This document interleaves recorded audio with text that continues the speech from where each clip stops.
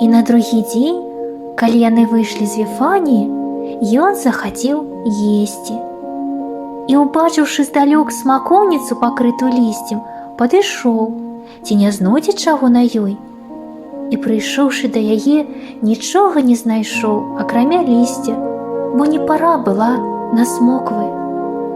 І, прамовіўшы, Ісус сказаў ёй: «Няхай больш ніхто не есць ад цябе плоду да веку». І чулі гэта вучні яго. Яшчэ не час было збіраць плады. Чаму ж смакоўніцу спаткала кара? За тое, што на ёй адны лісты?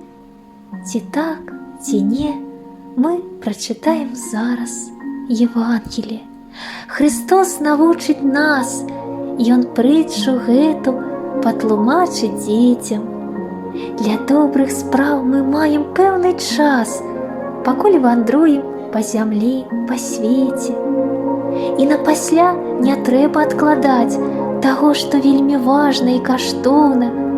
Калі Ён прыйдзе, хто з нас можа знаць праз доўгі век чакання ці раптоўна?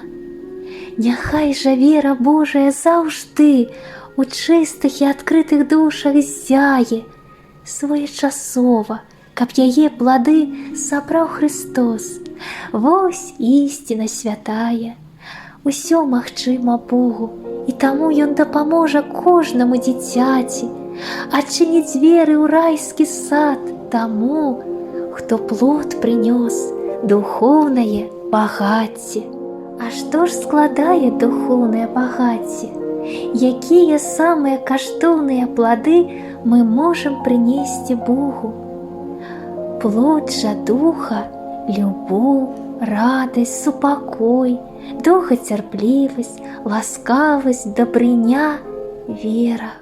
Майце веру Божую, бо праўду кажу вам, калі хто скажа гары гэтай: «Падыміся і кінься ў мора», і не засумняваецца ў сэрцы сваім, а верыць будзе, што збудзецца па словах яго, будзе яму, што б не сказаў.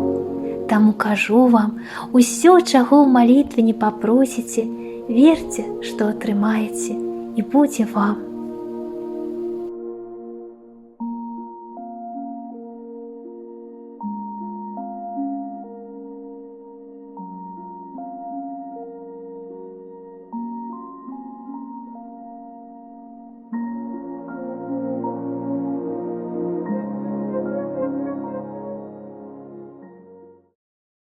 А зараз уважліва паглядзім фрагментик вядомай казкі і паспрабуем адказаць на пытанні.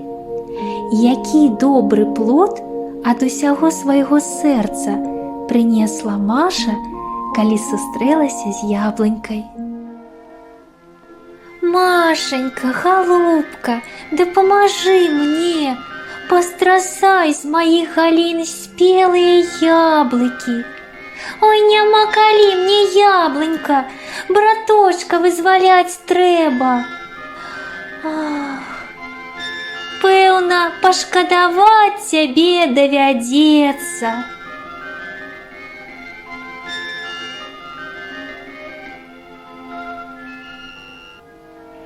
Дзякуй табе, Машенька. Як цяжка уздыхала яблынька у сваім смутку, і як лёгка дапамагла ёй міласэрная Маша. Таму вучыць нас Христос насіць цяжары, бремена адзін аднаго, і такім чынам мы зможам выканаць закон Христов, запаведь любові.